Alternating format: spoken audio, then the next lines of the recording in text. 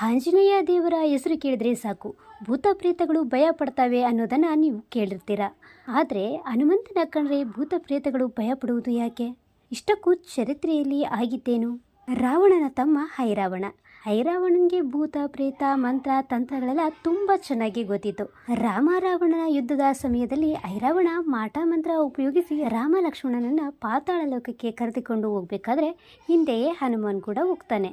ನಂತರ ಐರಾವಣನನ್ನ ಆಂಜನೇಯ ಸ್ವಾಮಿ ಅದೆಷ್ಟು ಬಾರಿ ಹೊಡೆದ್ರು ಒಂದು ಕಡೆ ಸಾಯ್ತಿದ್ದ, ಮತ್ತೊಂದು ಕಡೆ ಬದುಕ್ತಿದ್ದ. ಆಗ ಹನುಮಂತನಿಗೆ ಇದ್ಯಾವುದೋ ಮಾಟ ಮಂತ್ರವೇ ಇರಬೇಕು ಅನ್ನೋದು ಗೊತ್ತಾಗುತ್ತೆ. ಆಗ 5 ದಿಕ್ಕಿನಲ್ಲಿರುವ 5 ದೀಪಗಳನ್ನು ಒಂದೇ ಬಾರಿ ಆರಿಸಿದರೆ ಐರಾವಣನನ್ನು ಸಾಯಿಸ್ಬೋದು ಅನ್ನೋದು ತಿಳಿಯುತ್ತೆ. ಆದರೆ 5 ದಿಕ್ಕಿನಲ್ಲಿರುವ ದೀಪಗಳನ್ನು ಒಂದೇ ಬಾರಿಗೆ ಆರಿಸೋದು ಹೇಗೆ? ಆಗ ಹನುಮನ್ ರುದ್ರರೂಪ ಧರಿಸ್ತಾರೆ. ಅದೇ ಪಂಚಮುಖಿ ಹನುಮಾನ್. ಈ ರೂಪದಿಂದ 5 ದಿಕ್ಕಿನಲ್ಲಿರುವ 5 ದೀಪಗಳನ್ನು ಒಂದೇ ಬಾರಿ ಆರಿಸಿ ಐರಾವಣನನ್ನ ಸಾಯಿಸ್ತಾನೆ. ಹನುಮನ ಈ ರೂಪವನ್ನು ನೋಡಿ 3 ಲೋಕಗಳೇ ಭಯಪಡುತ್ತವೆ. ಇನ್ನು ಅಲ್ಲಿಂದ ಭೂತ ಪ್ರೇತಗಳೆಲ್ಲ ಹನುಮಂತನ ಉಗ್ರ ರೂಪ ಕಂಡು ಓಡಿ ಹೋಗುತ್ತವೆ. ಅಂದಿನಿಂದ ಹಿಂದಿನವರೆಗೆ ಹನುಮಂತನ ಹೆಸರು ಕೇಳಿದರೆ ಸಾಕು ಭೂತ ಪ್ರೇತಗಳಲ್ಲಿ ನಡುಕ ಶುರುವಾಗುತ್ತೆ ಎನ್ನಲಾಗುತ್ತೆ.